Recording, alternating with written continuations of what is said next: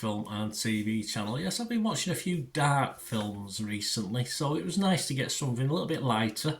We've got an American comedy written by J. Martell, directed by Christian Ditter.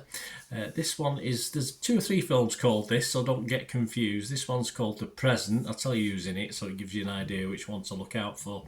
86 minutes long, and as I said, after having watching a few darker films recently, it was nice to get something a little bit lighter. This stars Isla Fisher, Greg Kinnear, Easton Rocket Swader, there's a great name, Shea Rudolph, Mason Shea Joyce, and Ryan Guzman, and was released on June the 14th in the US. So check your territories, your streaming sites, etc. for this one if you fancy watching it. But before we have a quick look at what it's all about, just on screen, as you know, I've been friends of the channel, Two Hands Stationery Company, got a great set of black pigment pens there. Waterproof pens for use for artists, or if you just like me, I'll make general notes and obviously do labelling and stuff like that. Just a great set of black pens at a silly price, really, only £8.49. If you use that voucher code that you can see on screen and below in the description, you get an extra 15%, so it brings it down to less than £7, which I think is great value for money. They're getting a 4.4 out of 5 rating on Amazon, so it's not just me saying that, that's about 5,000 reviews. So fill your boots, guys, take advantage if you're a friend of my channel, and give Two Hands Stationery Company your support. Right, back to the film. Yes, a boy discovers that he can manipulate time using a family heirloom. Yes, a big giant, well, not the most ornate grandfather clock I've ever seen, well, that's what it is. He soon teams up with his siblings in returning to the time of their parents' separation in hopes of changing the outcome. Yes, you can still see there's a bit of love there, even though obviously early days it's not going so well. This is a sort of big Back to the Future Groundhog Day thing, and cute enough, and I'm not just talking Isla Fisher, sorry about that, but yeah, that's how it is. Some good on-screen chemistry between all the cast, actually, all the adults and the children, and it's simple, alright, we'll say Disney type, but obviously it's a family film, Disney type afternoon family fun.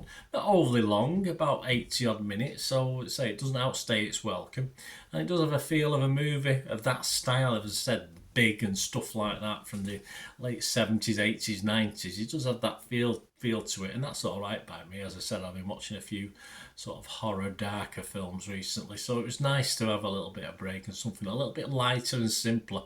At times, yes, it does, as it would do, get a little repetitive, reliving things, but then it sort of sparks to life and gives another slant on it, which is really fun to watch. And a great finale, absolutely fantastic. I love the ending, so that's all that matters with something like this. You know, it brings a tear to a glass eye, shall we say. Good, healthy family fun for me, although I sort of like it more than other people seem to be, but I think I was in the right mood, I think, for this one. On Rotten Tomatoes, I'll be fresh. On Metacritic, I'd have to be positive. I'm going to give this a good, healthy 6.5 out of 10.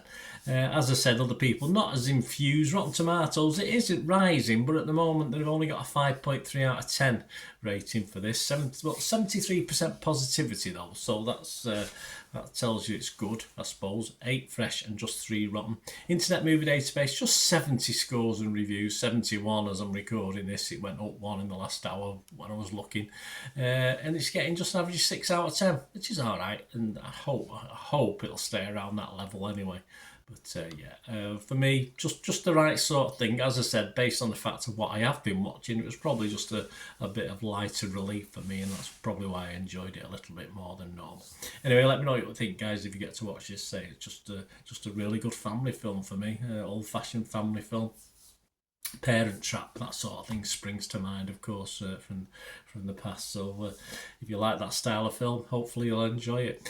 And if you like this and you've enjoyed what I try and do, of course you can subscribe to the channel if you've not already done so. Press that notification button. I do reviews like this, information vlogs, and if you check through the channel, you'll see stuff on my football team as well, Manchester City. So if you're any interested in that, have a look at that, or if you know somebody might be, give them a kick in my direction.